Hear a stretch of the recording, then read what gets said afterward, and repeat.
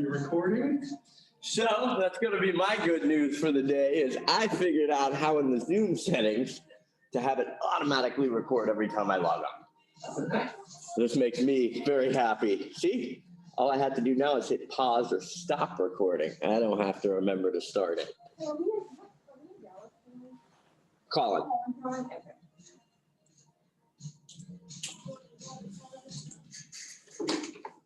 See, I like to have the music on before class. That's what's been screwing me up. So I like the music on. I like a little energy before we start class. But my understanding, since we're putting the videos on YouTube, is if we have like that song, whoever was singing that's a copyrighted song, and people are getting the videos kicked off of YouTube for using even like 5 seconds of copyrighted music. So I'll have to call Clark and say, hey, edit, knock out that first 10 seconds every day. So I need something playing in the morning. Mornings are too quiet. Do you guys get up in the morning, you have music playing at the house, turn the TV on, or are you all the quiet solitude kind of people? Quiet solitude? Quiet solitude? I start the coffee, then I start opening up my house, and then get the first kid up at 6:25. Probably not a lot of quiet time after the first kid's up, huh? Yeah, I put the headphones in, so I don't want to wake the girlfriend up, but I put the ticket on, so. That's what I do all day. That's why I love my AirPods. That's the one like real estate tool I really like, especially if you're going to be on the phone quite a bit, is some sort of wireless headset. I love it because I can leave my phone charged, sitting on a plug, and I can walk around, have my hands free when I'm on the phone. I can be on the computer typing. So I thought they were kind of a novelty when I bought them, but it turns out it's like the one piece of technology I use on a daily basis that I really like having. Other tools that are nice technology, you know, having a tablet of some sort at some point is something you may want to look into. Getting a Wi-Fi hotspot is always a nice convenience to have.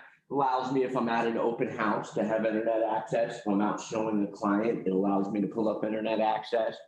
Maybe I go show a house at 3 in the afternoon, call the agent, my clients really like it, and you guys accepting offers. So we have multiple offers, deadline 5 p.m. this afternoon. So I've literally like written an offer on top of my card with the client standing there. You can do it on your phone. There's a DocuSign app. It is just really a pain in the ass to try to navigate on your little phone. In terms of Android versus iPhone, it's not as big an issue anymore. When I first started, everybody was all about apps. Smartphones were pretty new. And at the time, it seemed like every real estate app was already developed for the iPhone and was coming soon for the Android. So that's kind of what eventually made me go with the iPhone. I do find in terms of if you are a less technology able to just pick it up and learn it yourself, anytime there's like an app, we've got an app called RPR that I think we're going to bring somebody in and teach class. It's a really good data intensive app that gives you access to kind of MLS data across the country provided by the National Association of Realtors.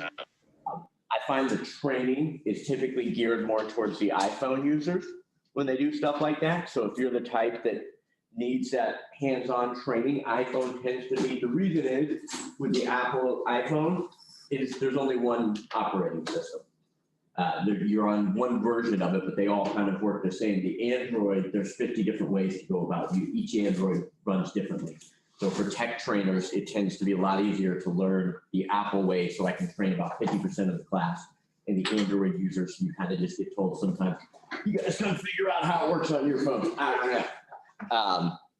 Now, in the same way, though, when like I sit down and help you guys with technology, if you've got a MacBook, I've never had a MacBook, so I don't even know how to like scroll right on those things.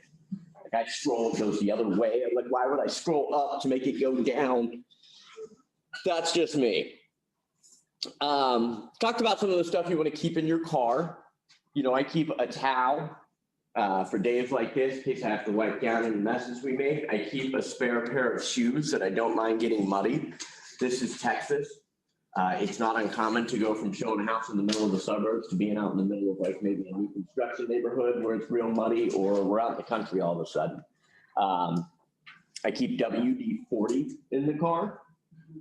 Locks sometimes are really crappy. The key will barely go in. Sometimes it won't turn. I don't want to drive an hour out to go show a home and the key doesn't work and I can't get in. So I'll go grab that WD-40 and about 95% of the time that'll get the lock working well for me. On that end, if I have a listing and we've got a key that's being a little bit fidgety, let's get that lock replaced. It's well worth it. You know, that front entrance area on a listing, I want it to be sparkling clean. I want that fresh paint on the door, fresh landscaping, because ultimately it takes the agent about 30 to 45 seconds to unlock the door while I'm sitting there holding my information and I'm playing with my super key. Well, what's the client doing at that time? They're standing around, looking around, and so they're gonna have an impression before they even walk in the house.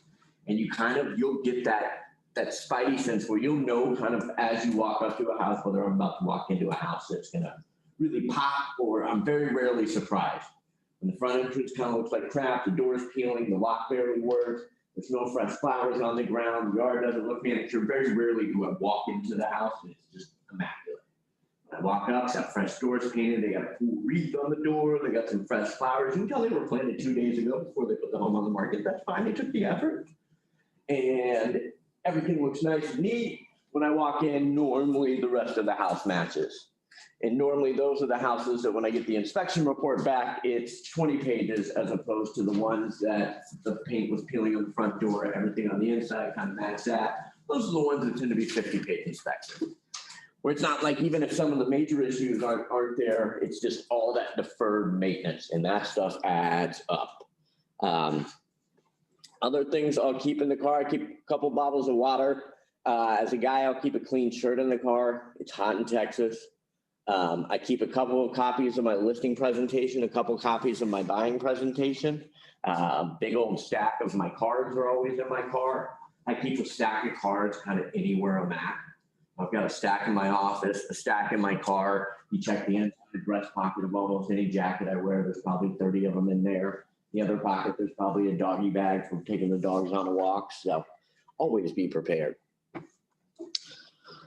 So who's got some good news in the last 24 hours? The open houses this weekend. Rock and roll. Yeah. Where are they going to be? They're in Plano, Okay. off of Spring Creek, but it's a nice house and area. And then it was a good price point because it's $297. So I'm hoping because of that. That's a sweet spot. Yeah, and it's new to the market. Beautiful. On the first, it was put up. So, Awesome. So that gives you a really good opportunity if you choose to door knock around it, knowing that, you know, that's one of the benefits to the new listings. A, I get better traffic. B, if it's a listing that's been held open 4 or 5 times, there's a good chance that the other realtors have already door knocked. Doesn't mean I can't. I'll catch different people at home, but it's always nice to be the first one. Kind of tell them we're doing this neighbors only open house preview, basically before anybody else getting to see it, you're getting in to take a look at it. It's kind of a fun little script to use. So rock and roll. I'm excited. Thank you. Where you said Plano? Awesome. No, I see. It's off of Spring Creek. I'm making some flyers. Cool. Agent here at this office? Yeah, I went through the MLS and called agents here. Laura Webb. I was like, no, that's not Hunter's mom. Your mom is Jane Webb. Mhm. This is Laura Webb. Okay, we got a couple Webbs here at the Market Center. Cheryl Webb as well, who I'm not related to. And then Cheryl Childress, who will tell you that she's my sister. But when you meet Cheryl, you'll realize quickly she's probably not Hunter's sister. So, and that's one of the cool things this office. It's a very family-like atmosphere. It's different. You know, I've been to multiple Keller Williams offices, even here in the Metroplex, and some of them are more sharp kind of offices. It feels like they're not out to help each other. This is an office where we want to support each other. If you're sitting in the back and writing that first offer, I'm in a meeting, Clark's in a meeting, Sarah's not available, man, any of the agents here will gladly sit down with you and help walk you through it. Yeah, she was really nice. Cheryl Webb. It's not Okay, Laura. I was Cheryl like, Webb. what did I say? Cheryl I'm is the- thinking of my coach. She is the Red Shoe Realtor, so you will probably see on her sign, she'll have a little pair of like Dorothy Red Ruby slippers. Anytime you see Cheryl, she will be rocking a pair of red shoes. She's consistent to that brand. If you're going to brand yourself, something like that, I got a buddy who branded himself as a bow tie realtor, and he'd wear a bow tie like once a month. I'm like, bro, that's not really going to work. Where she wears the red shoes. Another guy, he's the mustache realtor. Well, he has a mustache every day. His car on the side of it is a giant mustache. His logo is like a mustache creating a house. Good. Little awkward, but it's what he's known for. He's got that big old kind of curly Q stash. I saw another hand up over here. Yes, so I partner out of a showroom and I had a couple walk in, so they called me down to speak with Mhm. the design. I didn't have my design business card with me, I only had my real estate business card with me, so I was like, hey, I don't have my card, but here's my real estate card. It's like, oh, great, we want to put a house on the market, so we'll give you a call. And they emailed me last night, so. Rock and roll. It was good, I was like, oh, yeah. What about getting maybe like a combination card made? I'm gonna do that. You know, like a half and half, my Yeah. design and my real estate. I think that's- Yeah, because I can see that there's gonna be some conversations you had that may need both services or maybe one service, but they didn't know you were in the other service. So you know, that's two examples right there. You talked to a piano client who got you a potential lead. You talked to a design, that's, you know, going and talking, those are the kind of conversations. So when I say conversations, that's exactly what I mean, is just getting into those, getting into them. Sometimes they don't have to start off as real estate conversations, but they'll end up there, and that's the goal. Ms. Evans, I saw your hand up. Yes, what I did last night was I found like a whole bunch of lenders in this area. And I just sent them my information, like 30 of them. And it's funny because one of the gentlemen, he was like, oh, I already work and I work with people in your office, so I'll be giving business to them first, exclamation point. And then he was like, I'm sure you can understand that, exclamation point. And I'm like, that's unnecessary. Yeah, a little excited with Yeah, the I'm just exclamation. seeking business, but hey, I said, okay, well, thank you, exclamation point. But, I just did it for like an hour and a half, just. And I copied and pasted the same script and I sent my headshot photo and I sent my card Mhm. just so that they can put a face to the name. And then, so we're just gonna see what happens from there. And I mean, I just did it for like an hour and a half while eating popcorn. There you go, growing those allied resources. Because you never know, they may say, oh, well, I always give this person business. Let me try someone different. Mhm. And I could be the one at that one time. Well, and just as many folks who start in real estate, there's just as many young new lenders that are looking for those opportunities to team up with agents and develop their client base.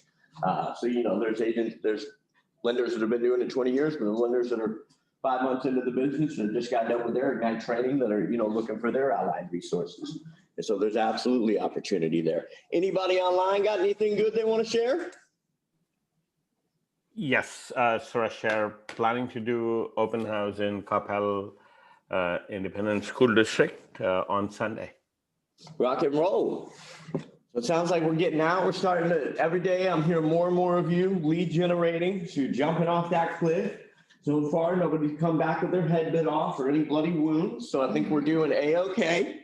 And that's it. It's getting out there and doing it. And like I said, I think this is the time of year where it's perfect to be making those checkup calls, just calling your database, seeing how everybody's holding up. Did they, Thanksgiving was tough for some people. They didn't get a chance to go see their family. Like I know my brother out in California, he acts like a big, tough, strong guy, but I know, it's getting to him a little bit, but he's been out there for the last 10 months, hasn't gotten to come home, didn't come home for Thanksgiving, won't be home for Christmas. That's, going to be the first year since he was in boarding school when he was 16. He turned out to be the black sheep of the family, which was tough to do.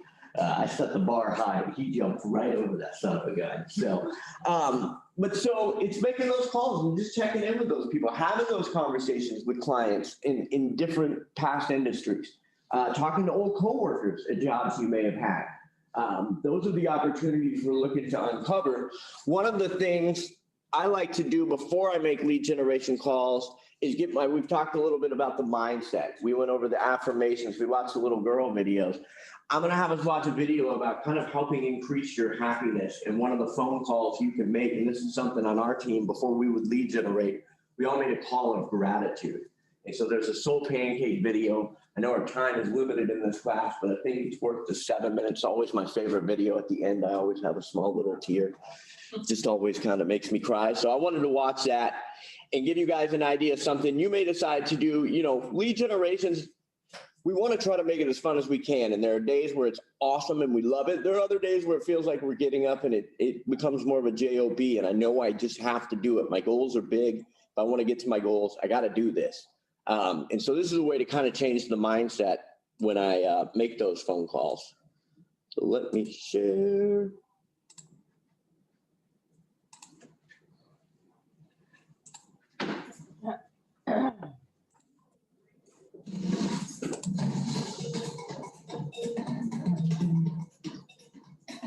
Shut up.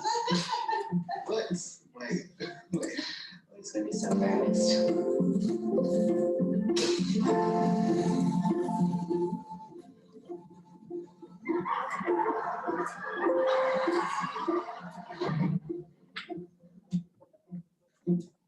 What makes you happy? Having fun? Hanging out with friends? Delicious food? Making money? Well, consider this. Psychologists have scientifically proven that one of the greatest contributing factors to overall happiness in your life is how much gratitude you show.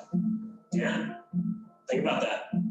Go ahead and marinate on it for a second. You can thank me later if you want. It'll make you feel better according to this study. You go ahead and click on it and read it if you want. Or you can keep watching because we read it.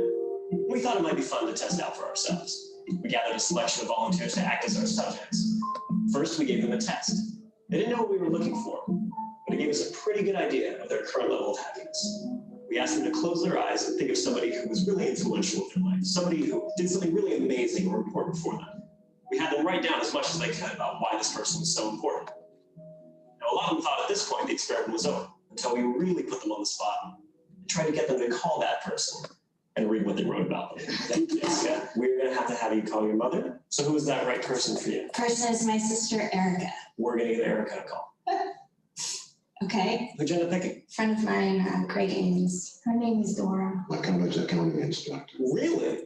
Is this somebody you're still in touch with today? No, I'm assuming that he's passed on. That's a shame. Really young. You up for it? Yes. What would you say if we called up Dora? Oh, we can try, but she lives in London. In Britain? I don't know a number by heart, dude. This is awful. That's fine. I don't know my one's number by heart. If it's true that those who are gone on are looking down on us, maybe you may not say this correct.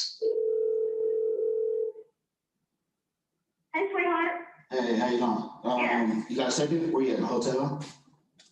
I am. I'm in the hotel. I'm in here, Mary. I'm going to have to No, I'm on like this little TV show, and they told me to talk about the person that influenced me the most, and I picked you, and they're making me call you. They're making me call you. Oh, wonderful. Hi, you reached Craig. I'm not here right now. At the tone, please record your message. Oh, come on. Hello. Hi, Hi. Erica. It's me. All right, so I gotta read you this paragraph. Can you hear me? Yes, I can. Go ahead, sweetheart. All right, the person that influenced me the most would be my mother, Marlo Dawson. She is a single mother of two. She is a very hard worker and dedicated to her family. Hey, Craig. This is Chloe. This is going to be a funny little voicemail, so I hope you enjoy it. I'm so sorry for calling you at 4:00 in the morning. I have to read this to you, okay? And you can't say anything, or I don't know. You can respond, but I probably will just keep going. Okay? Is everything okay? Yes, but I have to read this out loud to you. The person who has had the biggest impact on my life outside of Jesus Christ, who is responsible for my existence, was my college accounting instructor. He had a joy and enthusiasm for his job like no other teacher I have ever known. I love her to death, and she keeps me going with positive talk. She is a woman that knows what she wants and won't give up until it is achieved. Oh, I'm about to cry because it's so beautiful. I have to say that it's wonderful. I first met Craig on an independent feature film set in Whitefish, Montana. I recently have been sending Craig a lot of positive thoughts as he suffered a series of health problems. Despite his medical problems, he's continued to work and take pleasure in the small things in life, like sitting quietly with his wife Janine on the porch. Erica is my older sister and my best friend. Sometimes it even feels like we are twins. She's my #1 fan and my #1 supporter. She makes me happy because despite all my mistakes and my decisions, she still loves me no matter what. Your friendship is everything. And you are one of the most important person in my life. Even when she has a kid and many children, I will love her more than her kids. Okay, maybe not. I will never forget when she flew 3,000 miles at the drop of a phone call to save me from a breakup. I've been blessed to have a son like you. I love you. Bye.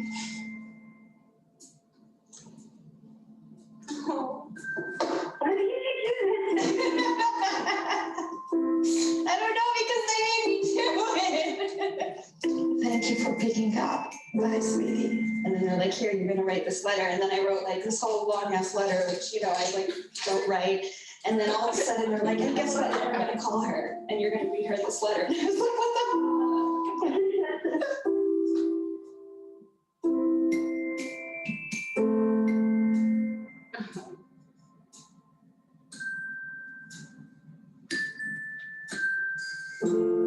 Before we let them go, we gave our subjects one more happiness test. Now, we mixed up and rephrased the questions so they didn't know they were taking the same test twice. For those who took the time to actually write something down but couldn't make the phone call for whatever reason, we saw happiness increase between 2 and 4%. Good, but not exactly mind-blowing. Now, for those who actually picked up the phone and personally expressed their gratitude, we saw increases between 4 and 19%. So either way, expressing your gratitude will make you a happier person. But you want to know something really interesting? The person who experienced the biggest jump in happiness was the least happy person who walked in the door. What does that mean? That means if you're having a particularly tough time, trying this out will more likely have a greater impact on you. Trust me, we're not allowed to code. In fact, while you're at it, film it and upload it to us. And we'll do something awesome with it. I'm Julian, and this has been the Signs of Happiness. It's a kind of cute little fun video, but I'm telling you, it will change your day. Just get, some of us wake up and life comes at you quick. Kids are crying. Dogs decided to wake me up this morning at 5 a.m. One of our older dogs has decided every morning to just come into the bedroom at 5 a.m. and cry. Normally that means she needs to go outside. Now I go open the back door and she just walks over to the couch and goes back to bed. So not sure why we've decided this is the new thing. And now when I get up at 6 in the morning, she's decided she's just going to keep sleeping in. So been really fun. But so this gets you in that right mindset. Some days you're rushing to the office, barely made it here in time for that first meeting. Your hair's still wet. It's cold outside. When you take the time to make that gratitude call, it'll get you in the right mindset. At the very least, it's going to make somebody else's day. The first couple calls you make are typically pretty easy because you're going to pick, family members, best friends. But then, after the first week, I'm like, who the hell am I going to call with gratitude? And it's calling just that random friend that you only see once a year. Just saying, hey, it's really always awesome. Every time we get together and it's been a year, pandemic's been crazy. I'm going to let you know, man, it's always enjoyable having you in my life. I enjoy your Facebook posts. I just wanted to, wish you happy holidays. And so it's making that kind of call to just, helps your happiness, but it definitely helps somebody else's life. And this is a good time of the year to be doing it. Now, when it's really fun doing it is in the middle of July, when it's not Christmas season and you're still giving people gratitude. I've always said, I'm going to be the uncle if my brother ever has kids, and I'll send them a birthday gift, but then I'll send them the real gift 6 months later. No one sends you a gift 6 months away from your birthday. So it'd be fun to open up a half year birthday present. And so, keep these sorts of positive mindsets, those daily affirmations, the calls of gratitude are a way to get yourself in the right mindset. It's like I talked about, when I was a bartender, man, when money was tight, the tips were always worse. Because I was stressed when I would go into work and the clients can feel that. And I wasn't as jovial and jolly and friendly and as authentic. Whereas the days where rent was already paid, man, it seemed like I was in a much better mood behind that bar. Same thing in real estate. And that's that consistency of lead generation. So rock and roll. We will hop over to our PowerPoint for the day.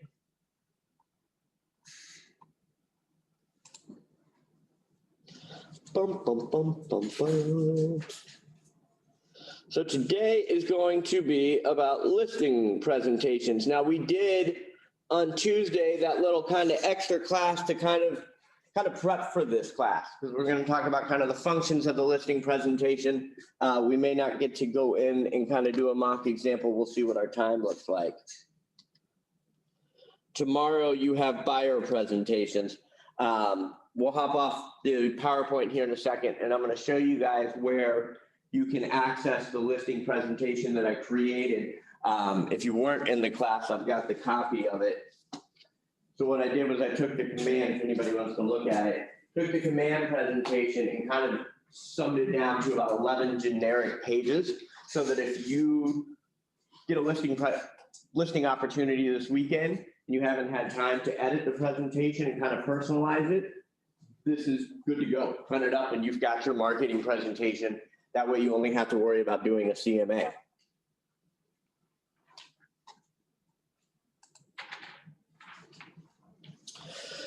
So we've seen this slide every day. Today, what we're focusing on is number 2 on the growing your business side, making seller presentations and getting the listings. The biggest thing to keep in mind with those seller appointments is 3 out of 4 sellers are only meeting with one agent. And so you're not necessarily competing. Your competition probably happens more on the higher end, with luxury listings tend to interview multiple agents, find on the, normal home price range. I tend to be the only one competing for those. Where it's a difference is whether that appointment is coming from my database or that appointment is coming from kind of a cold lead. The ones from my database are almost more come list me appointments. And that's what I'm ideally looking for, are the, hey, we want you to list our house. Hey, will you list our house? We're getting a new listing in the next week that was a, will you please list my house? Like, they felt like they needed to interview for the opportunity for us to sell their house, which is a great feeling.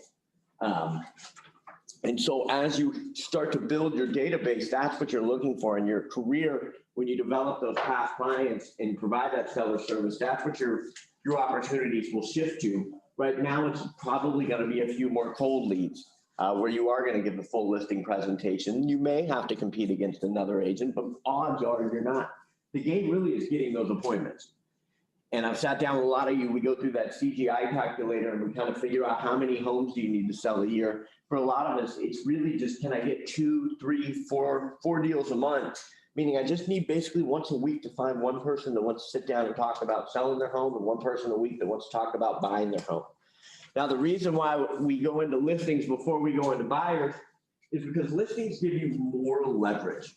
I've told the joke, my first team leader told us, there were 2 agents playing golf on a Tuesday afternoon. One was a listing specialist and one was a buyer specialist. And the listing specialist looked at the buyer's agent and said, you know what the difference between us is?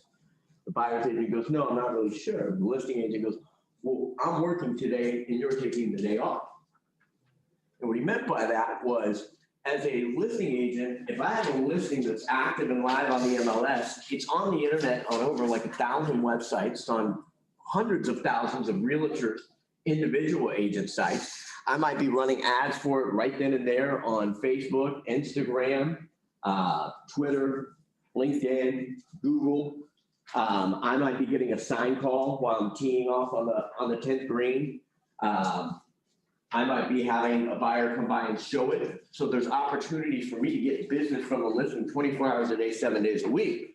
Whereas a buyer's agent, I'm most likely not getting dollar production out of my day unless I have a buyer in my car. And so listings can be your leverage in this business. Listings will attract other buyers. So if your goal is I need 2 transactions a month, you can get the one listing, you'll find the buyer from that listing. You have a daily opportunity, because I know a lot of us are doing open houses. We're doing them for other agents, and that's great. But I'd much rather have my own listing that I didn't have to worry about calling and hoping I could find a good open house this weekend. You can control your opportunity there. I can door knock around it. I can send out a just listed postcard, a just sold postcard when I get it under contract. I'm the one hosting those open houses. I can hold the broker open preview. I can create my own ads for it and put them out as often as I want. So the listing is giving me that leverage to go out and find that buyer. So if I had to do 2 deals a month to hit my goal of making $150,000, I would focus my efforts on going and getting those listing appointments and knowing that if I can get the listings, I'll find the buyers from those listings. And that's really, really the goal. And so that's why you will see a focus on the listing side of things. The listing agent, especially right now in this market, they kind of hold all the cards. In the market we're in, if I have a buyer, I don't necessarily know for sure I've got a commission coming. Say I've got a $250,000 first-time home buyer that's doing an FHA loan, and we're looking here in the city of Plano. There's A, not a ton of options. B, I know at that price point, I'm probably competing against a lot of cash investors. Cash investor can do a 10-day close, no appraisal, doesn't need the loan approval. And for a lot of sellers, being able to get out that quickly and that conveniently is what they're looking for. Whereas my buyer is going to need a 30, 35-day close. We're going to have to get it inspected. There are certain repairs you may have to make if my buyer is going to be able to purchase this home. And so I know it's going to be an uphill battle. Now, if I do my job with that buyer, I prepare them for the market we're about to walk into. They know that, hey, homes are selling at 102, 103%. We're going to have to write a really strong offer outside of just list price. We've got to make sure our other terms are very solid. Hopefully, I'm able to get them under contract. However, if I have a listing at 250 in Plano, I kind of pretty much know I'm going to sell that somewhere. Even if I did a half-assed job of marketing right now, it seems like I'll sell that. Now, when the market shifts, that's when we start to see which agents actually have skills on the listing side and which agents were taking advantage of a hot market. Like I said, any agent can put a sign in the yard right now and seemingly sell a home. Obviously, there's a lot more to it than that, but it's not as difficult as, okay, let's go 24 months from now, and all of a sudden we've got a lot of foreclosures, the economy, for whatever reason, doesn't recover, and it's now become a buyer's market. It is going to be that marketing skill, that skill to go out and attract buyers. It's going to make a difference how your home shows, because maybe you're one of 10 options a buyer has. How do you stand out from that crowd? And so you want to develop those skills now in this market so that you don't even have to change as the market shifts, and still control the business.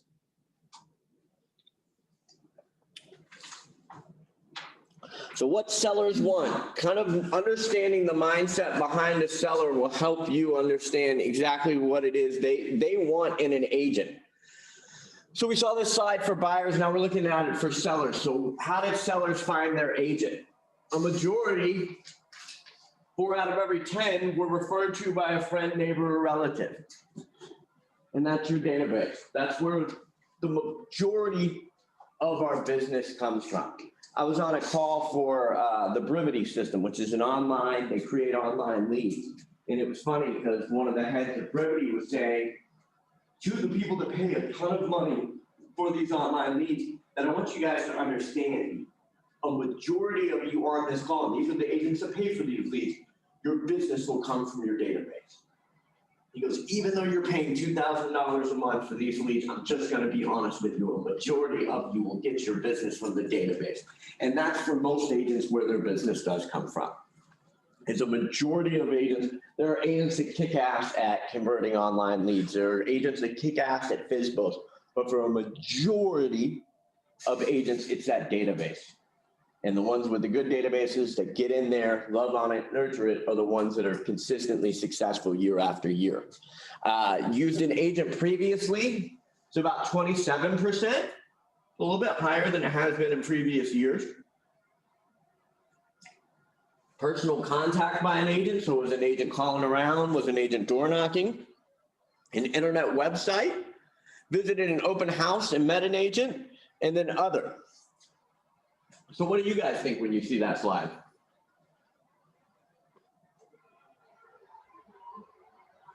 Anything come up and strike you as interesting? You know, I think it just reemphasizes that database is so important, that getting in, and I told you the story of the agent that told me that he didn't think his database was very valuable to get listings because they all already owned homes. And that meant they used an agent to buy. Well, even if he had, you know, top of the percentage mark, means out of like 100 of his friends, only 27 of them were going to use their agent a second time. means there's 73 of them that are gonna need a new agent. The average agent's career is, about 3 years. So if somebody helped you buy a house 5 years ago, there's a chance they're no longer in this business.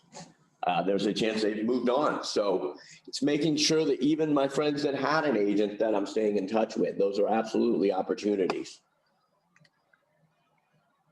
So what are sellers looking for? So what do sellers want from their agent? This all comes off that 2019 profile on buyers and sellers. So most important in the survey was helping the seller market their home. And I think how we've marketing homes has changed in the last 9 months. It really has become a bigger focus on providing a virtual experience for buyers. And providing those Matterport, which is a 3D tour, that's where you can kind of come in, you can zoom around the room, kind of walk a little character. It's kind of like if you've been on Google Maps and you do the street view where you can kind of walk the streets of Rome, you can do the same thing in a house. Video tours, virtual open houses. So doing like a Facebook Live open house or an Instagram Live open house. We're seeing that become more and more popular as obviously the world has changed. 20% want to help sell the home in a specific time frame. So that's understanding the client's motivation. What is it that they need to accomplish? Why are they moving? We're going to talk about the pre-listing questionnaire and really understanding a seller's why and their motivation so that I can help them get to that next destination in the time frame that they're looking to. You've got some sellers that absolutely have to be in a certain place by a certain time. Other sellers who are just selling to kind of test the market. My parents just went through one of those. And they took the listing, they knew kind of going in, there wasn't a lot of motivation there by the seller. And sure enough, once they got under contract and the buyer came back asking for absolutely reasonable, this was a young couple, paid over list price for the home. Just loved it. They came to our open house, spent 2 hours the whole time we were at the open house. They spent there measuring things. They were so excited. Well, our sellers decided we're not going to play ball. They decided about halfway into the contract that, you know what, they have an older son who may end up moving back home. So they want to just hold on to the house. They're moving up to Colorado to their dream home. The house is already paid off. And so they just did not play ball. They would not make any adjustments to the repair. The house ended up not appraising. They wouldn't do anything to help in that. And the deal just ultimately fell through. And so we spent a ton of money marketing. This was a high-end listing that we spent a ton of money marketing, creating graphics around, creating professional-looking stuff. And at the end of the day, we don't have anything from it. And that was something we kind of knew going in because that seller's motivation wasn't there. And so you'll come across that and decide whether that's a good business decision or not. Help price the home competitively. I always ask when I'm meeting with a seller, do they have any idea what their price is? Some will say absolutely not, but like I've got one that I'm about to list that she can kind of pinpoint it. She was like, that's going to be between 375 and 400. And sure enough, I went and ran the comps. I can see pricing between about 375 and 400. She stays up to date on her market. She's always checking those market snapshots we send her. She knows what's going on in the market. So I kind of want to find out before I'm going in kind of what their mindset is. What if she had said like 450 and then I run the comps and see 375 to 400? I know I might have a little bit more of we're going to really have to walk through those comps. So when like I said, I may book a couple homes in the neighborhood to show them. If I think the home's worth 400, we may book a couple other listings at 450 and show her and say, which one would you buy? And they typically will pick the nicer one if they're being honest and they say, buy. Well, it's a whole lot nicer and bigger than my house, has a pool, has a third bathroom. Awesome. So if we price at this price, all we're going to do is help sell that listing. I want to be priced at 425 or 400 so that when people walk in that home, hopefully they come see your home as well and it looks like an amazing value comparatively. So helping them price, and that's the CMA class. Helping fix up home and sell for more. And something a lot of sellers do want is what repairs do I need to make? Where will I get my bang for the buck? And I don't want to come in and start knocking walls down. The biggest things we tend to recommend for clients, I always say cleanliness is next to godliness, especially when showing a home. We want your home to look clean. I want it to look move-in ready. I want buyers to be able to walk in and think all they have to do is bring their clothes and put them in the closet. They love the house that much. So neutral wall colors, cleaning the carpets if they have carpets. Sometimes I don't need them replaced. You get those wrinkly carpets, having the carpet stretched, having the woodwork, chipped wood, chipped paint around the outside, having that fixed up. I want those signs of deterioration kind of taken away. Sometimes we replace like the air conditioning vents and have the vents professionally cleaned, get the home professionally cleaned. Not typically asking them to put in new countertops or to replace the tile with the hand scraped hardwood floors. You're just not gonna typically get the full value of that. The rooms you do get the most bang for your buck, the kitchen, master bathroom, outdoor patio area is starting to be one where you see a lot of the value.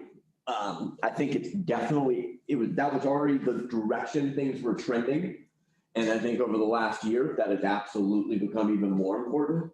I've noticed like even like outdoor supply items, like those heat lamps that you see at like restaurants out on patios, those things are impossible to find right now because consumers are buying them for their homes. This was my third time to buy like a inflatable hot tub, best money you'll ever spend. Especially if you move a lot like I have. You blow them up and it's like a big outdoor bathtub that gets up to 104. Well, the first two I bought like in the last couple of years were $250. The one I bought in the middle of the pandemic was $680 for the smaller unit. So outdoor living spaces are definitely becoming a bigger player. We're seeing a lot of people do some cool creative stuff, the outdoor kitchen built in, the entertainment system outside. That has overtaken probably the media room from the early 2000s. Boy, in the early 2000s, everybody had to have a media room. And everybody got a media room and never used them. I think it was like kind of, there was a phase where like all my parents' friends bought pool tables. They thought we'd all like hang out at the house in high school and play pool. And we played for about 3 days on everybody's pool table. And then it just sits there and becomes a place to throw your clothes or to set up a tent underneath. Like it was, some things go through fast. Help find a buyer. You know, I think help find a buyer and how to market a home are kind of one and the same. So if you added those two, you're really looking at about 34% of buyers are looking for someone to market the home to find a potential buyer. And then 11% are other reasons. But so looking at this, you know, each seller kind of, what I get out of this is that each seller may have a different motivation and kind of what they're looking for. And so one of the things I also ask when I meet with a seller is what is most important to you when choosing an agent? Because if I'm going to come over and I'm going to spend an hour of your Tuesday night hanging out at your house, I want to make sure it's all about you. And so if what's most important to you is marketing, then I'm going to spend a lot more time going over the marketing side of things. If what's most important to you is price, then we're going to go through the marketing, but we're really going to focus in on that price. What's most important to you is the communication. We're going to go over how I communicate and how we're going to keep you in touch and what's the best method to do so. So I want to know from the seller what's most important to them so that I can cover it. And then I'll ask at the end, is there anything I didn't go over that you were hoping to hear? Maybe there was a secondary item that was really important to them that I didn't get to cover. That I absolutely do.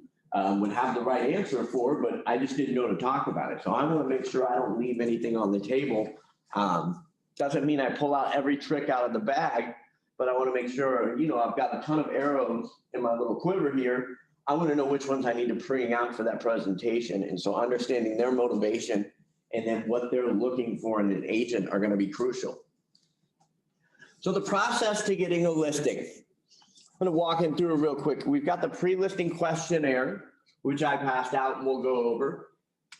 That's to help me set up and schedule that listing appointment, sending a pre-listing package, creating my listing presentation, and then the home walkthrough and appointment. So I passed out a copy, if you didn't get one there on that back table, of the pre-listing questionnaire.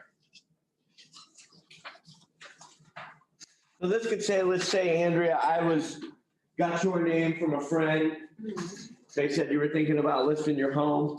I trained my friend well so that they gave me your name and number as opposed to just handing you my card and saying, hey, would you give me a call? I will email out a copy of this pre-listing questionnaire for you guys online. There is a version, the same version I'm using is from your Ignite toolkit that you have access to, but I'll make sure you get a copy of it as well. So I give you a call, say, hey, Andrea, hello, I'm Keller Williams. How are you this morning? Doing good, Ari. Awesome, I'm great. So I was talking to, I think we got a mutual friend, Kathy, and she was telling me that you and your family are thinking about heading up to Chicago. Does that sound correct? Yeah. Beautiful. Well, it's a little cold this time of year up there, but that's going to be a fun, exciting move for you guys. So why are you heading up to Chicago? Our daughter just graduated high school and she's going to college out there, and we really want to be close to her so we can monitor her, and she's looking to live there long term. So Awesome. Well, that's really cool of you guys to do that and kind of make sure she stays on the straight and narrow while she's in college. So Kathy was telling me you guys are probably going to end up listing your home here in Dallas. Is that kind of still what you guys are thinking? yeah, we are. Beautiful, beautiful. So Kathy kind of introduced you guys. So I know you said your daughter's going to school. When she start up there? In the fall. Okay. So you got a little bit of time between now and then to kind of get everything there. Yeah, we like to be moved by the summer. Okay. Mid-summer. So the ideal world, we're probably getting your home under contract sometime mid-spring. Mm-hmm. There you go. So it's a perfect time to kind of be getting everything ready to go so that after the holidays, you're ready to rock and roll. So, you're moving up there for the daughter's college. And so I kind of will walk through these questions with her. She's already given me her motivation. I understand why she's moving. I now have a good idea of a time frame. So I'll skip over like question 5 and I'll drop down to like number 6. So Andrea, if you guys weren't able to get your home sold this spring or even early summer and your daughter's starting school up there in the fall, what's that gonna look like? Would y'all end up moving up to Chicago and keeping the house down here, or kind of what would be your plan then? Well, I guess we haven't thought about that much. I was talking to my husband about possibly leasing the home also. So maybe moving and then maybe just renting it out. Not really sure. Cool. Thought that. That's certainly an option. Property management can be a good thing. It can also be a nightmare. So one of the things we'll do if we get together is we'll kind of go over what those lease options might look like as well, so that you guys can come to the best decision on that.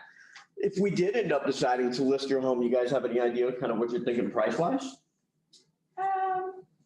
We want to get as much as we can out of it. We probably like $450. Okay.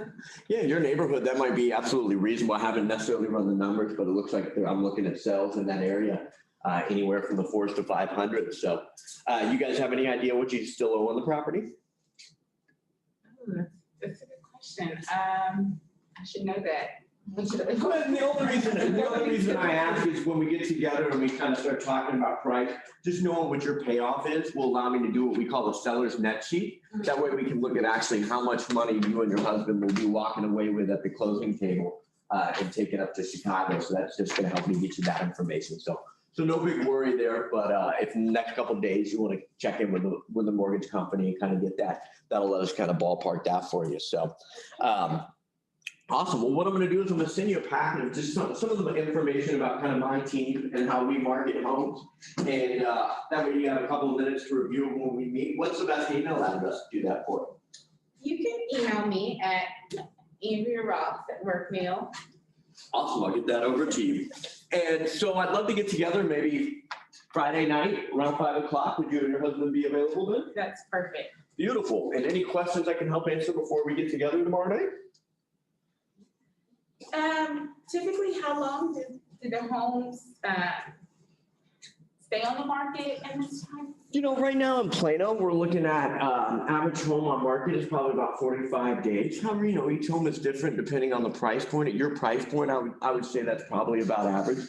When we get together tomorrow night, though, we'll go over those numbers, and that way we can look at it specifically for your neighborhood all the way out to a citywide level so that you guys really have a good idea of what the market looks like and how we're going to help market your home. So we make sure you guys get the most amount of money so that when you head up to Chicago, you've got some really cool buying options up there. Sounds good. By the way, have you guys started working with any agents up in the Chicago area?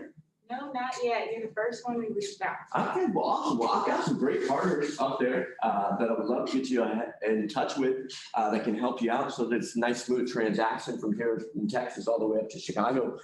Would you be interested if I sent you over a couple names? Yes, for sure. We really like that. Beautiful. So there at the end, no one's just moving to Chicago. I went ahead and tried to get myself set up for the referral as well. Well, awesome. Well, I will see you tomorrow night at around 5 p.m. If you have any questions or need to reschedule in between there and now, this is my cell phone number, so feel free to shoot me over a text or give me a call. Otherwise, I'll see you tomorrow evening. Sounds great. Thank you. Beautiful. And so now I know going into the appointment kind of what their time, they're not necessarily going to be ready to list today. They're looking to hopefully probably early spring would be the right time. If I had somebody who wanted to move kind of August 1st, get their kid up to college, we'd want to be on the market probably, I would think, by about no later than middle of May and possibly as early as March. One of the things you can let a seller know is there's a seller's temporary lease. So say your clients don't need to move till August 1st, but they don't want to be running up against, putting the home on the market in June. And all of a sudden the first 30 days, you don't have any offers. And now you got to be there in 30 days. So we may want to list a little bit early. And one of the things especially if it's a hot property, I think I'm going to have some interested buyers, is I can tell my clients, we can ask potential buyers to provide a seller's temporary lease. That means is, let's say we go under contract in the middle of April, we close on May 1st, you can actually do up to a 90-day lease on that seller's temporary lease where you as the seller sell the home, the buyer becomes the owner of the home, and you now become a tenant in the home that you just sold. So you never really move out. They just become the landlord. So I bought a house, but I've already got people living in it, and then they take over at the end of that lease agreement. We're seeing that a lot, not necessarily for the full 90 days, but it's very common. Some agents I know, every offer they send a complimentary 3-day lease back. In other words, we'll close on a Friday. You don't have to move out till the end of Monday. That's a nice gesture. In a vacant home, I don't necessarily do that. There's nobody that needs to move out. But in an occupied home, and sometimes it's 2 weeks, a month, is maybe it's a seller that wants to go purchase another home, but they need the funds. The days of, I know some folks that have had those closings where we go in at 9 in the morning and we sign off on selling our house, and then at 2 in the afternoon, I'm signing off on my purchase. Very tough with the new disclosure laws to time everything out that way. So oftentimes I have sellers that need to sell today that then we need to stay in the home for up to a month or 2 months while they either go find their new home or fund and have the funds available. You're going to talk to sellers that will say, I would sell right now, but I don't know where the heck I would go. And so that's one of the scripts I'll use is what if we were able to get your home under contract, but allow you to stay in it for a couple of months while you go out and find the home now that you have the funds available. And they're like, oh, well, tell me more about that. So it's providing that extra option for them. And that can work out well for a lot of sellers and kind of help with the timing of things. So when I call in on the buyer side, when I call an agent and ask, hey, are you accepting offers? Do you have any offers currently on the property? Outside of list price or sales price, are there any terms that your seller is looking for? Such as a lease back, any exclusions I need to know about, or anything else that's really important so that I can help my buyers write that good offer. I had won offers because we were able to do that lease back.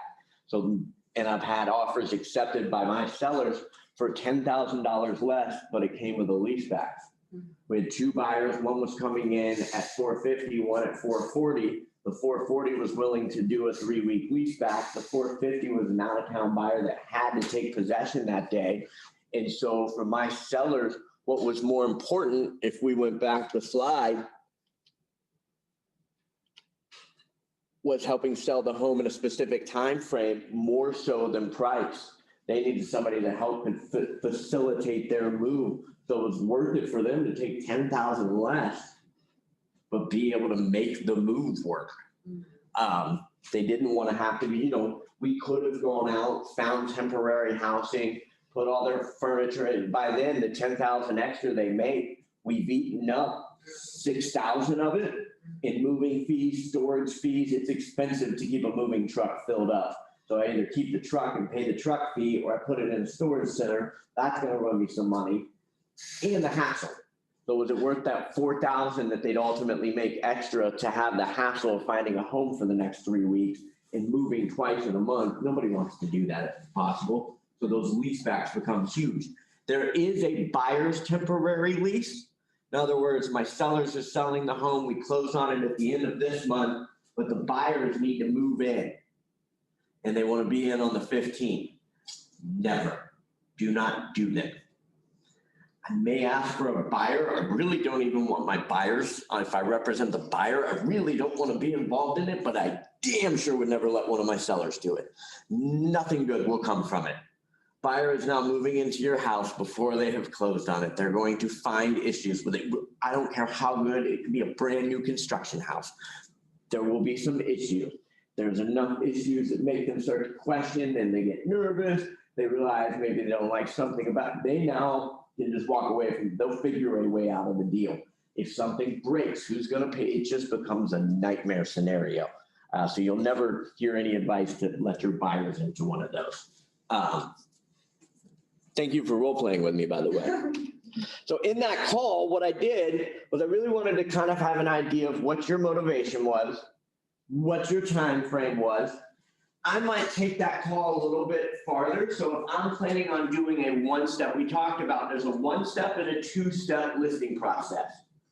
Majority of agents are doing a one-step, but I am seeing it trend back to a two-step. The one step would be me on the phone asking you some questions about your home. When did you move in? Since you moved in, what updates have you guys done to the house? What do you love most about the house? If you could change anything about the home, what would you change? Are there any improvements you're thinking about making before you put the home on the market? So that I can try to do my best job in pricing your home without seeing it. Hopefully you've moved in the last 10 to 15 years and your home was previously on the MLS. So I can go back, look at some old pictures and kind of at least get an idea.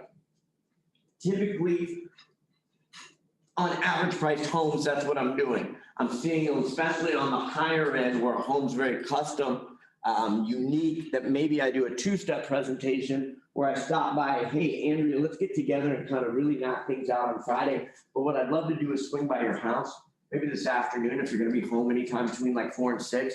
Take me about 10 to 15 minutes, just do a quick tour, kind of get a feel for it so that I can go home, run the numbers on everything. That way, when we get together Friday, you, me, and your husband, I've really got a good feel for kind of the price on the house. Would that be okay with you? Sounds great. I love that. Beautiful. I'll swing by around 4. Does that work? Mm-hmm. Awesome. So that's going to be a two-step presentation where I'm going to go out, do my quick walkthrough, get a good feel for the home, maybe go preview a few other homes in the neighborhood, so that I've got a real good feel for how your home's going to stack up against our competition, and then I'll go price the home. And then we'll come back Friday night and we'll do the full presentation. But I'm going to schedule that listing appointment with the client. Typically, those are evening appointments, just so that I can ideally like to have both decision makers there.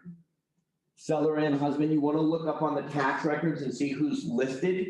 Those are the people that need to be there, if at all possible. There are going to be extenuating circumstances where you may not have, maybe the husband's overseas, he's in the services. And so that may not be an option right now. Maybe you can FaceTime, probably not. So you're going to have those situations, but ultimately I'd like both parties there. If I'm meeting with someone whose name is not on there, I need to get a little bit of that backstory. So, hey, Andrea, I was actually pulling up the tax records. I saw that there is a John Smith LLC listed as the seller. Can you tell me a little bit more about, are you guys the owners of that LLC? Yeah, we are. It's a trust account that we Awesome, cool. And do you have a agreement in place that allows you to sign as the representative for the LLC? Yes. So I'll need to find out who's gonna be able to actually sign off on documents. Because you'll run across that a lot with like investors oftentimes. It's bought and sold under a trust or an LLC. And so you'll want to kind of find out who's the executor of that trust or who is the approved authority for that LLC or that S corp. So I scheduled the listing appointment. Then I send my whole listing packet, the little 11 pages that I've sent out there. You can scale it down and have like a 3 to 5 page version of that you emailed out. I send the whole thing. Now I will add in my own, I'll add in the bio page, a little bit of information about our team, etc. They've done studies and buyers are more concerned with information. They want to know, whoever I hire as an agent, can you get me into homes and give me the information I need to make a sound decision? Sellers certainly want the information, but it's just as important to sellers about the person. I'm giving you a key to my house. You're going to have my security code. You're going to be holding open houses for hours over the weekend when I'm not at the house. They care a little bit more about the person that's going to list their house. So you're given a website at Keller Williams that allows buyers to go on and search for homes, but it's more about the data. Some agents decide at some point in their career to create like a second website that's more of a seller-focused website that talks about the selling process, but it also has a little bit more of the about me stuff on there. A little bit more about get to know the agent and show a little bit more of your personality on that website. Whereas on my buyer site, I don't even necessarily need like a picture of myself. If I can get them the good data and they can go on and find the homes they're looking for, that will be a useful site to them. Whereas the seller is going to want to know a little bit more about you. The nice thing about creating a seller website, those of you who are looking to break into the luxury market, it's a way to fake it till you make it. You create that website that gives that appearance of luxury. That's the new Cadillac. Back in the 90s, the 80s, even the early 2000s, before the internet was a huge player in real estate, you called an agent and they pulled up to your house. First thing you were doing were peeking out the blinds. They were in a high-end car. It looked like a luxury agent. If they were in a Toyota Corolla, there's not a damn thing wrong with a Toyota Corolla. I drive a Kia, not high-end luxury. But that gave maybe an impression that you were more of the average home price, not for my higher-end luxury listing. Well, today, instead of looking at your car, what are most people going to do the second they're about to call you? They're going to Google you. And so do you show up and have the generic Keller Williams website? Or do you have a sparkling website that's got cool flash pictures and pictures of high-end luxury homes? It really sparkles and shines, so you can give the impression, even if you haven't broken into that market, you can start to make that impression and book those listings based off of kind of the look and feel. And so the website's one way to do it. I'm not saying go out today and spend a couple $1,000s because it can get expensive to build some of these high-end, glossy, fancy websites. One of the fun things is Google like top 25 realtor websites, and it'll pull up a lot of them are like the guys and girls on the Millionaire Real Estate shows. They get some really cool websites that are pretty pictures of them, cool headshots, cool action shots that make you go, damn, this looks fancy. And it's, you know, it's fake it till you make it, but that's A-okay. We did a luxury seminar with a guy who went out, had no money, spent the $3,000 he had left in his bank account on $2,000 suits and $1,000 on a website and turned himself into a luxury agent. That's what he wanted to do. He went out and previewed every day as many high-end homes as he could, created an Instagram account, was posting those photos, and created the image. He was like, for the first 6 months, I had no idea what the hell I was doing. I didn't list any of those homes, but was giving the impression to my followers that I was in those kind of homes and doing that kind of business. And all of a sudden, the messages I started getting were for clientele looking for those kind of homes. So he put it out there what he wanted to get in the world. And that's, you know, it's pretty impressive when you do it that way. So I send over the pre-listing packet.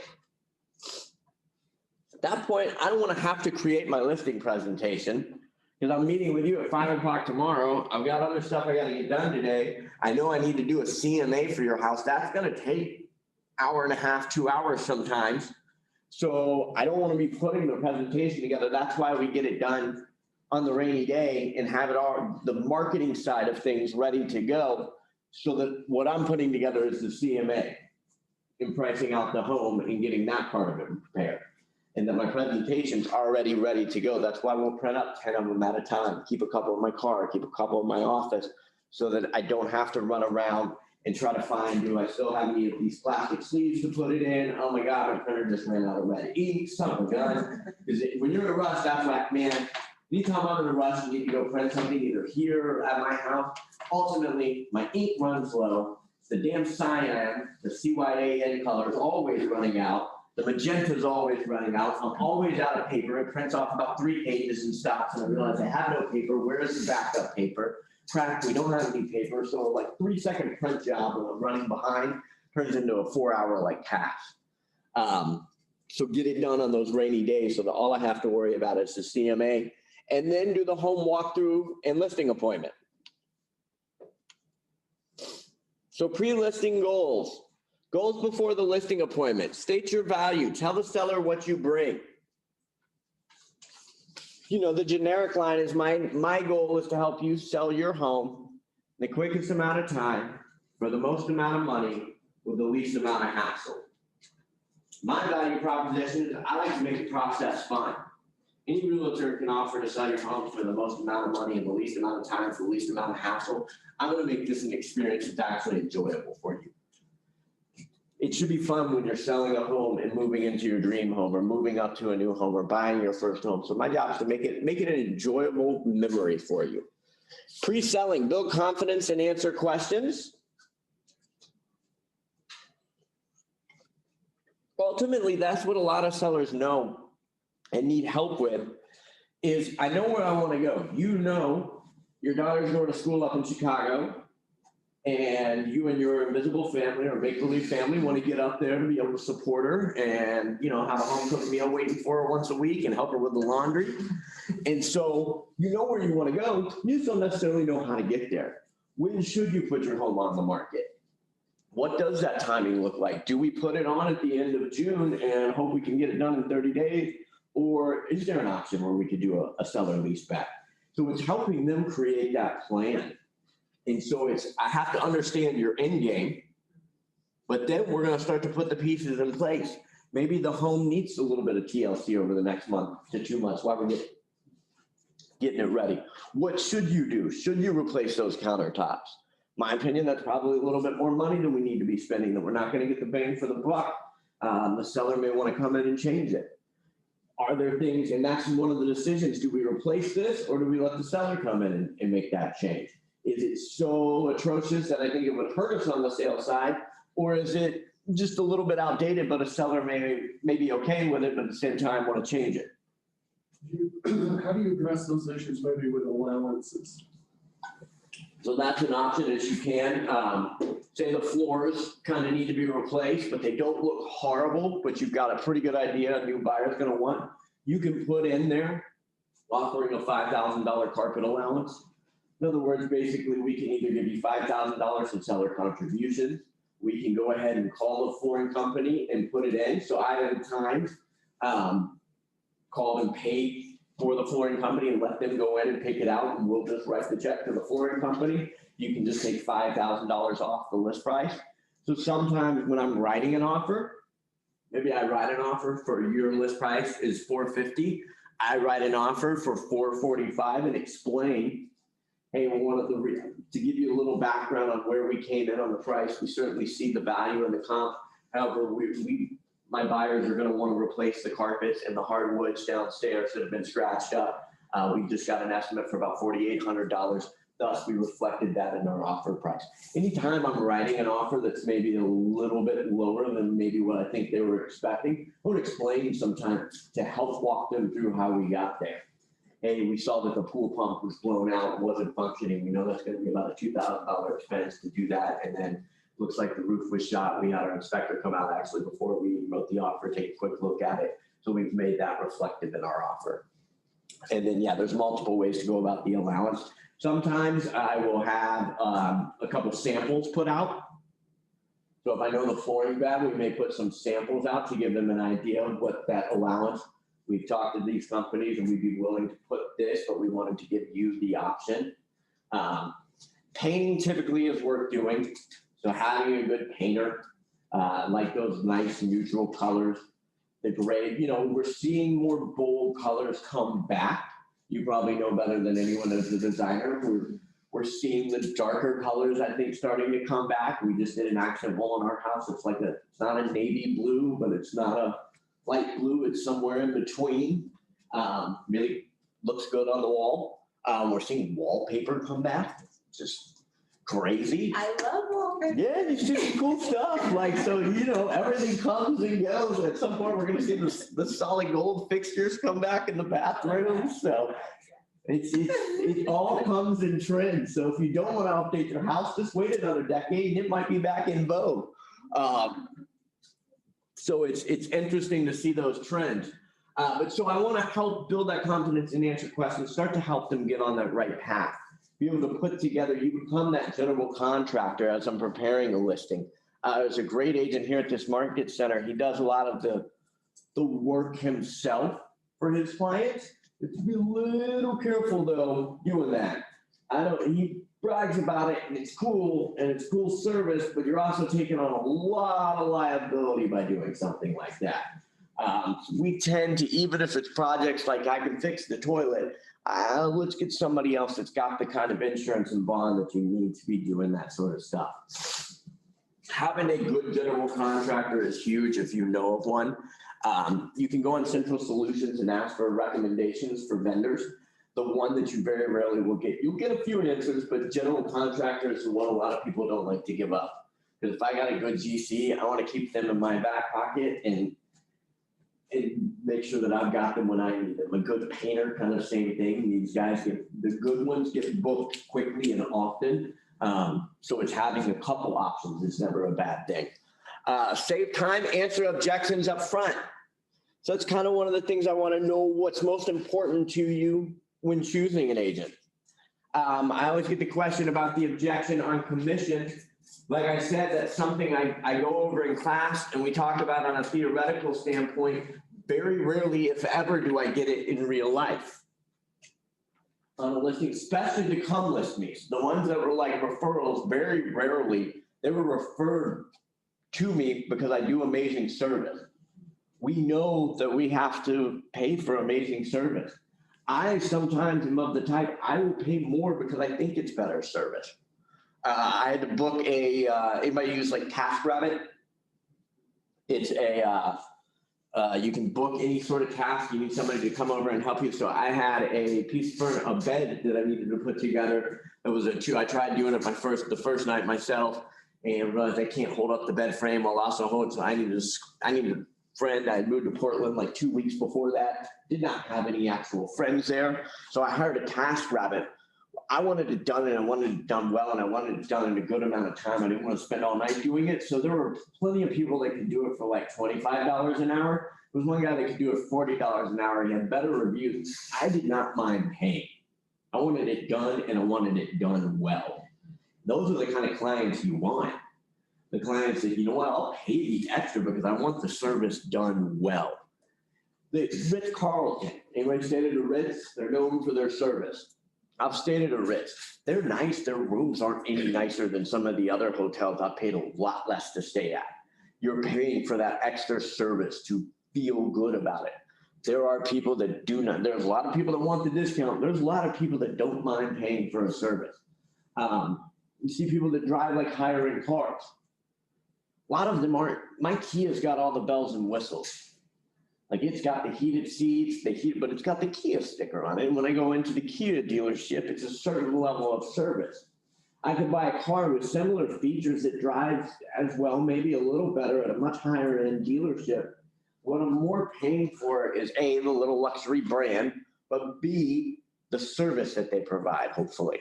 You know, the Park Place dealers here in town are known for providing excellent service. I saw the other day they now are offering, if you need a rental car, they're now driving out, dropping the rental car off and taking your car in for service. My Kia dealership isn't doing that. They can't build that. The profit margins aren't there on a Kia that they are on a $80,000 Lexus. And so that's people that buy those cars, they're looking more for the service. First class, you're paying for the experience and the service. We're both getting to our destination. We're flying to New York. I'm in the back of the plane. You're in the front of the plane. We're both going to land in New York at the same time. You paid $2,000 for the ticket. I paid $250. Why did you pay that extra $1,750? For the experience and the service. And so that's what I'm looking for in my listing clients, are the ones that want the experience and the service. I want to answer those objections up front. I've talked about a car wash. I know agents that do what we call a car wash listing package. In other words, we have a 6% listing. That 6% listing, we do the basic photo shoot, a basic marketing package. We create flyers, we create just listed postcards, and we put your home on the MLS, syndicate it out to Zillow, Realtor.com, all those websites. For 7%, we will add drone photography. We will add 2 hours of a stager. We will add 2 hours with maybe an interior decorator, 2 hours with lawn maintenance care, and we'll have your carpets professionally cleaned. For 8%, we will do the video tour. We will do the drone photography. We will do the dusk photo shoot as opposed to the daytime. I'm a big fan of the dusk photo shoot. So where they come out, they take the photos right at that golden hour of, like, right now, it's probably about 4:35. As the sun's setting, you get the darker blue sky. You can turn the lights on in the house and the exterior lights and make that house pop. I like it because if I'm on Zillow and there's 8 homes on the right-hand side, 7 of them have that bright blue background. Mine's popping with that kind of navy blue, the exterior lights. I'm a big fan of exterior lighting. It makes me smile. But the trees are all lit up. You go in those fancy neighborhoods with the big trees and they have lights in their trees. And I'm like, that's so pointless. It's so cool. But so it's creating that experience. And so I want to save time, answer objections up front, know what they're looking for. So the listing presentation, we've gone in. I want to show you guys, we're going to hop out of this.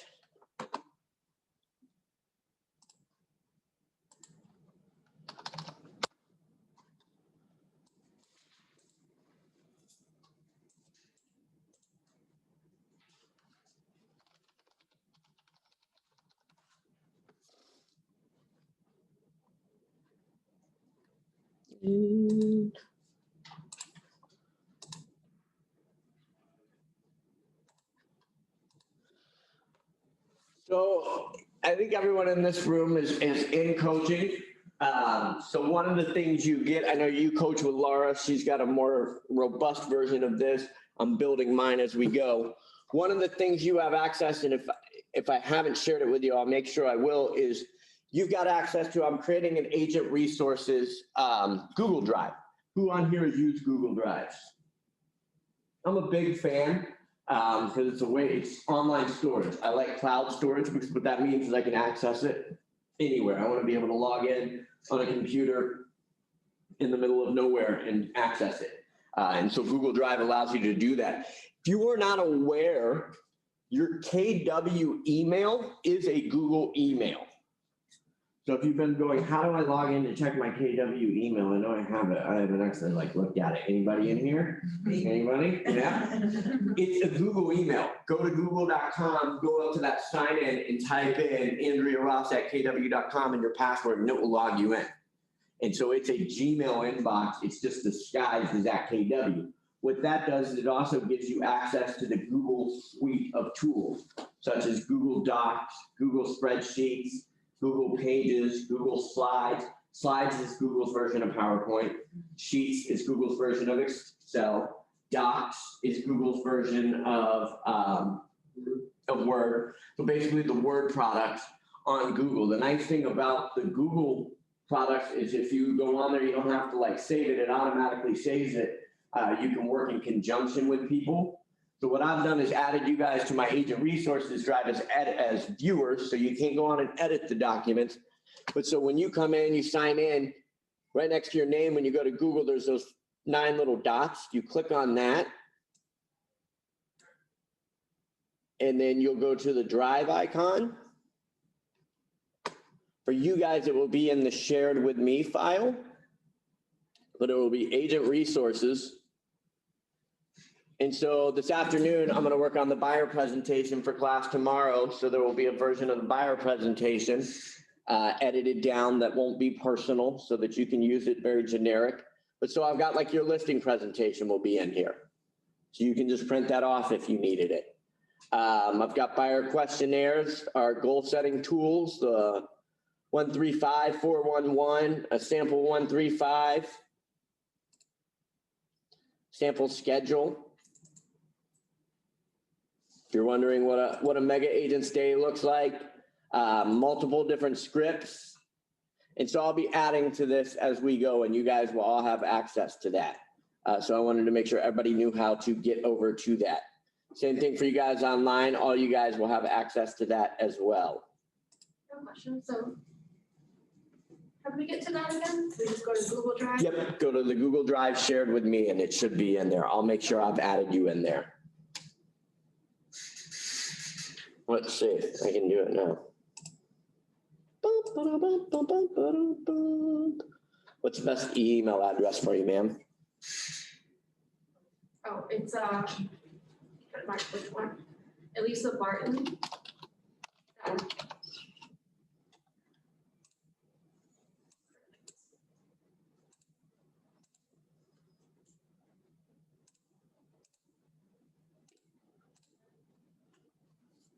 Anyways, rock and roll. All right, thanks.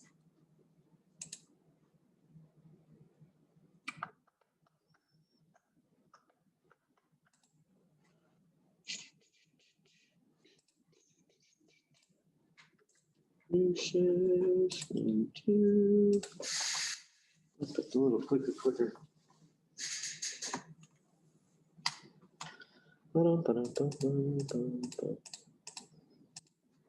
Yeah, tomorrow's class is buyer presentations. I have Miss Vanetta Robbins coming in.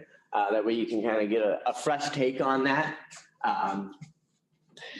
Buyer presentations, listing presentations, CMAs. The one thing, like I said, is if I brought in 15 different instructors, you'll hear 15 different ways of doing it. Some agents during their listing presentation, like I said, they'll walk through the home alone.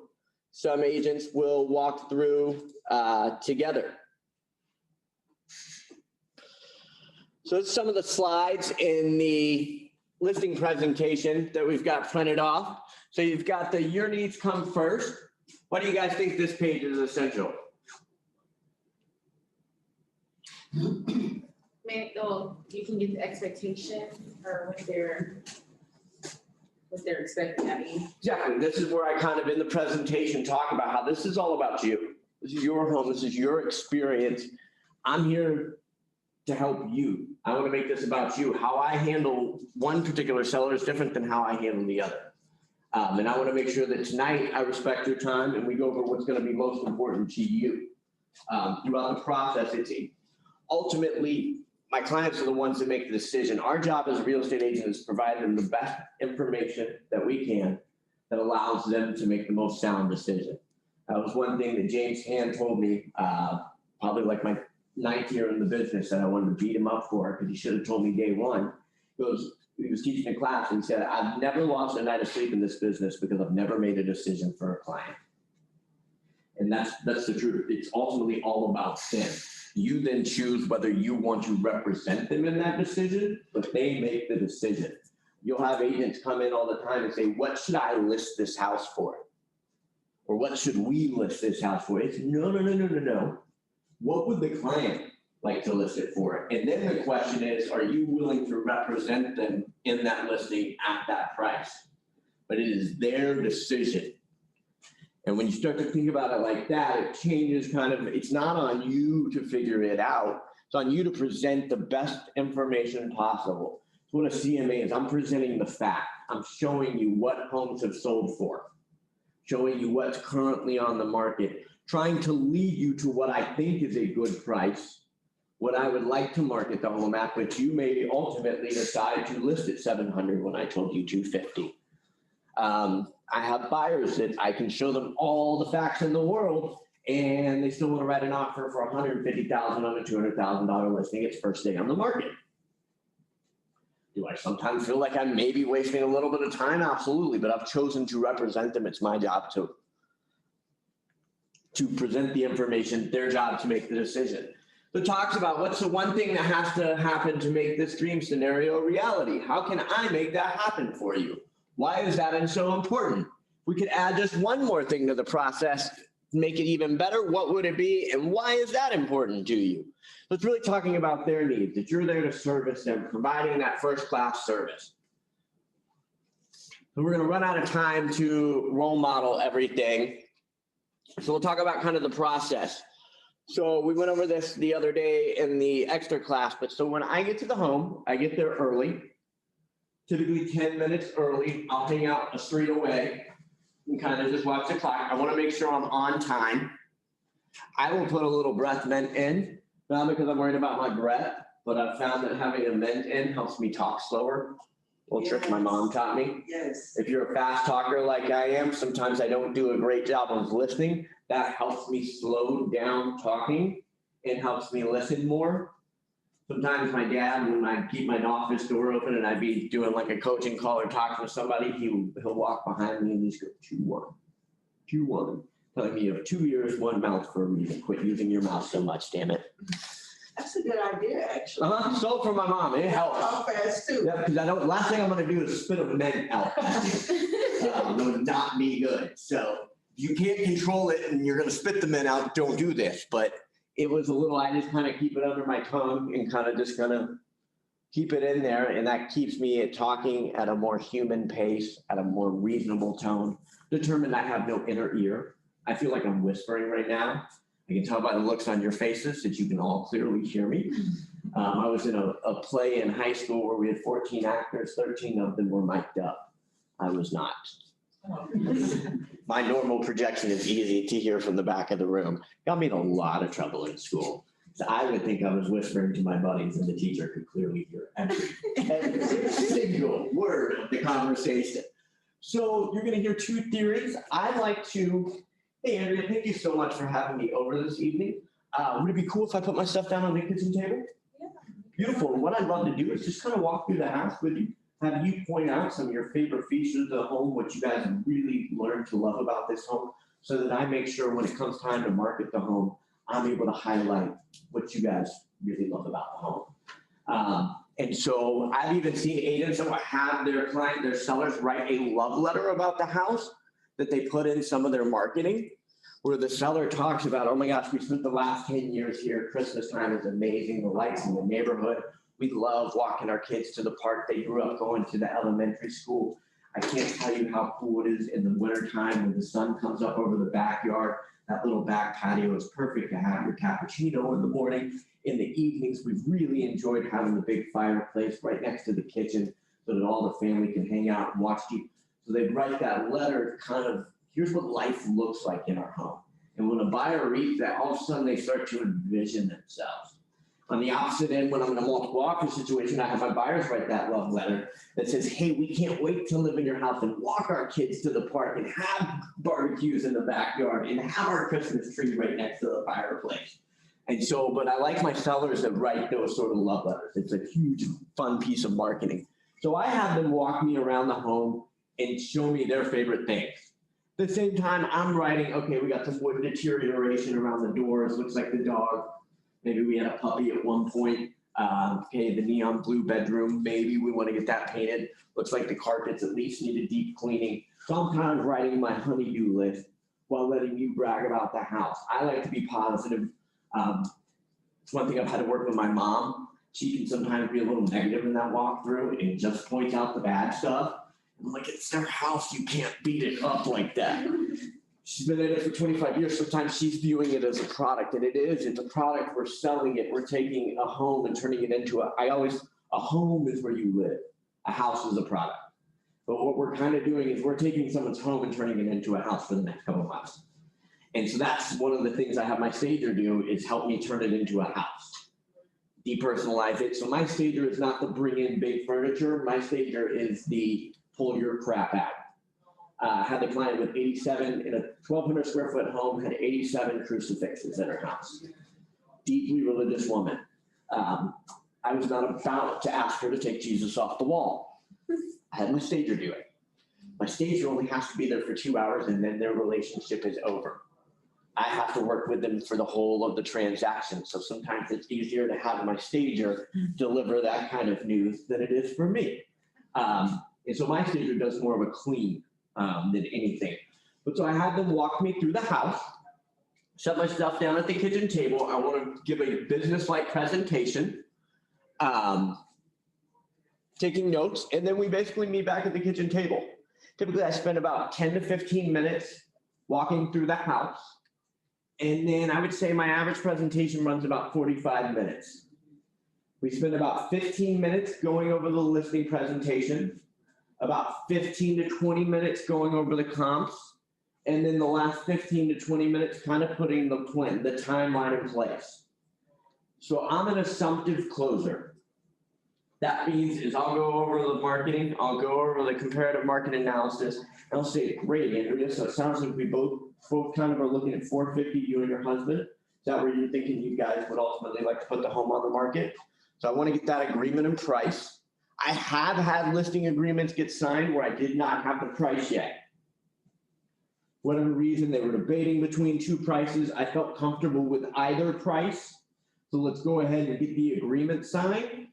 And then we'll put in the price once we've kind of nailed that down. But so I said, great, sounds like you and your husband are kind of thinking 450. That's kind of where I was looking at numbers wise, where I thought might be a really good price for you guys to list the home.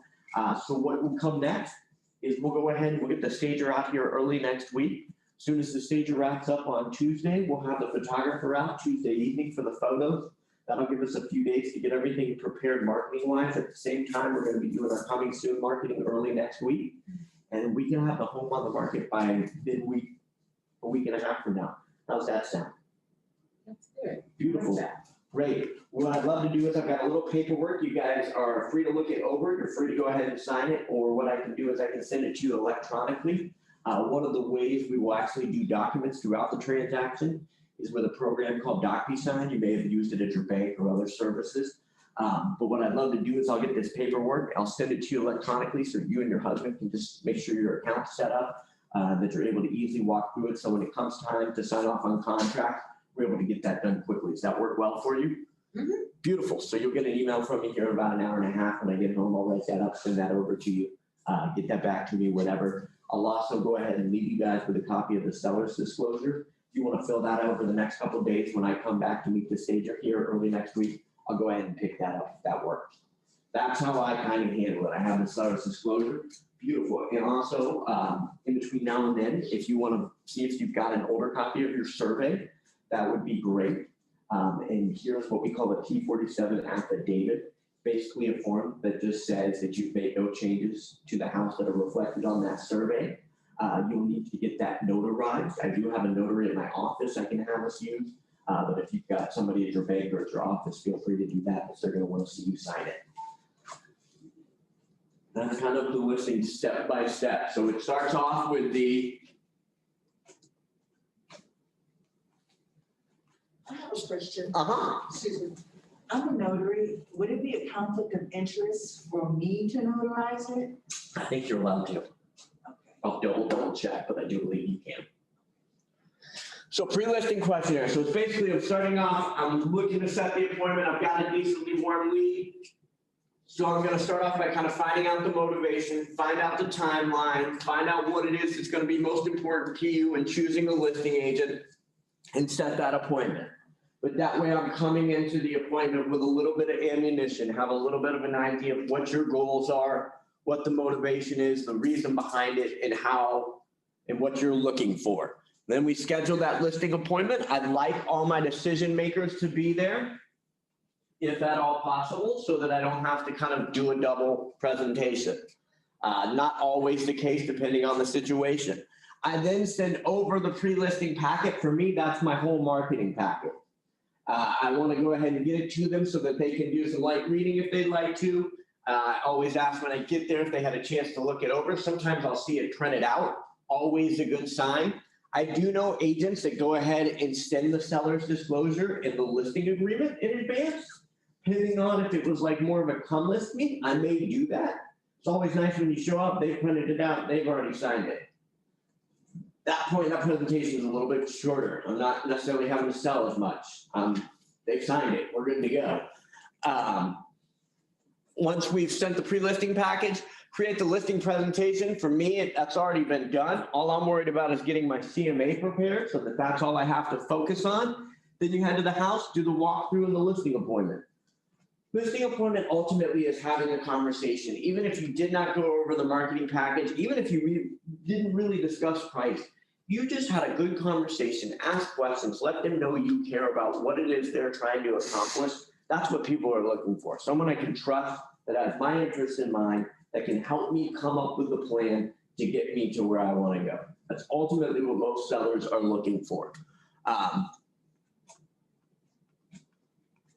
Sounds like you use your 2-hour stager pretty much in all your listings. I'd say about 50-50. So we'll sometimes have the stager slide in our presentation, we'll discuss it, and then if I think they need it, then I'll say what we'll do is schedule the stager pretty early next week. Sometimes I go, typically, Andrea, I may have a stager come out. You and your husband have done such an amazing job with this home. It looks absolutely show ready. There's really nothing I see that my stager would do.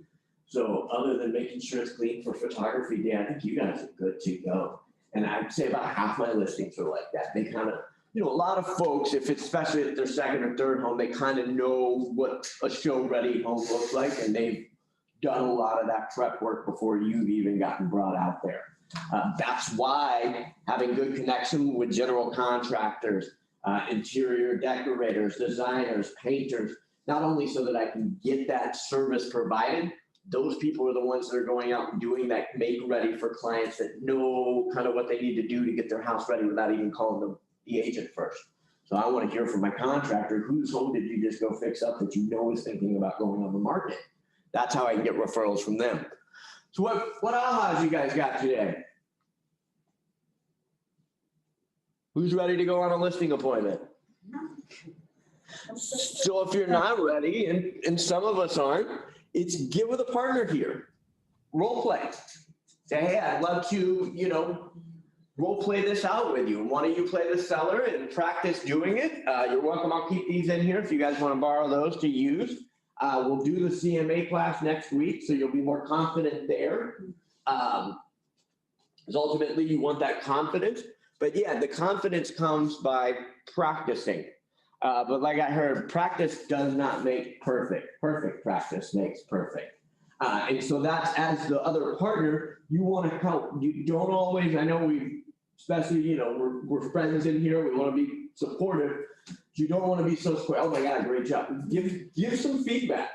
Hey, really liked it when you talked about this. Sounds like you need to get a little bit more comfortable in talking about some of the ways you're going to use the online marketing, or in the ways the print marketing you're going to do, or maybe in kind of how you talk about the comparables and walking me through it. Help build each other up by giving actual constructive feedback. Same thing, it's like when I leave feedback for a listing. I'm not going to say, well, the clients, we wanted a house on the beach, and this house is, well, they live in Texas. There's nothing constructive about that. The house is not going, they can't pick their house up and move it to the beach. But hey, we noticed that there was a slight odor when we walked in the house. There might be something they can do about that. Or we noticed that, my clients liked it, but the flooring just really, really kind of turned them off. That may help the agent know to talk to their client. Like I've had clients where they had the cats, and I've told them, dude, the cats smell. We got to figure out how to get rid of them. No, I don't smell it. And then the first 3 feedbacks I get from agents are, really like the house, smelled like cat. It ain't just me, bud. Then all of a sudden they're willing to maybe the cat goes and lives with the mother-in-law down the road for 2 weeks while we get the home sold. Is it a valid listing if you don't have all the signatures of the property owner on the title? I don't.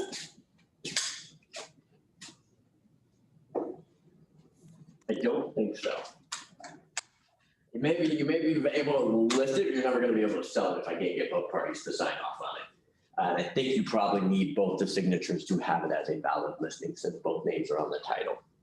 And you'll come across that, relationships that are broken up sometimes, spouses that have passed, or family members. Sometimes it's been left in a trust.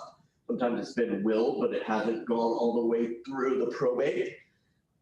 That can be a real pain in the ass, because then you're waiting on probate lawyers and probate judges to get back to you. But we got to figure out who can actually sell the house. It can get real messy if it's left in a probate situation where 5 kids end up owning it. So ultimately, one of them's the black sheep of the family, and he needs the cash. The other 4 want to hold on to the house that they grew up in, and it just gets ugly. So you'll come across those situations. So rock and roll, who's gonna go do some lead gen today? Yeah. Rock and roll. Online, you guys gonna do some lead gen today? Yes, sir, Mr. Surratt. Yes, sir. Yes, sir, Mr. Maroon. All right, well, you guys have a lovely afternoon. So Clark is doing a Smart Plans class at 11 o'clock. And then tomorrow we will do websites at 11 o'clock for those of you who want to stick around. And it will be recorded because if you weren't here at the beginning of class, I figured out how to make it record every time I log in. So I'm very excited about that. So now Clark won't send me a text at 2 saying, hey, I haven't seen the recording yet. And I'll send him back, oh my gosh, my bad. So he's teaching Smart Plans. Those are the automated marketing that you can set up in Command. You can custom create or use pre-made ones. So you guys have an awesome afternoon, and I will be in to get us started tomorrow, but you will have Miss Bonetta Robbins as your teacher for buyer consultations. I will email out a copy of the buyer presentation edited down, as well as post one in Google Drive if you guys want to print one off and have one for tomorrow. Y'all have a beautiful, beautiful day.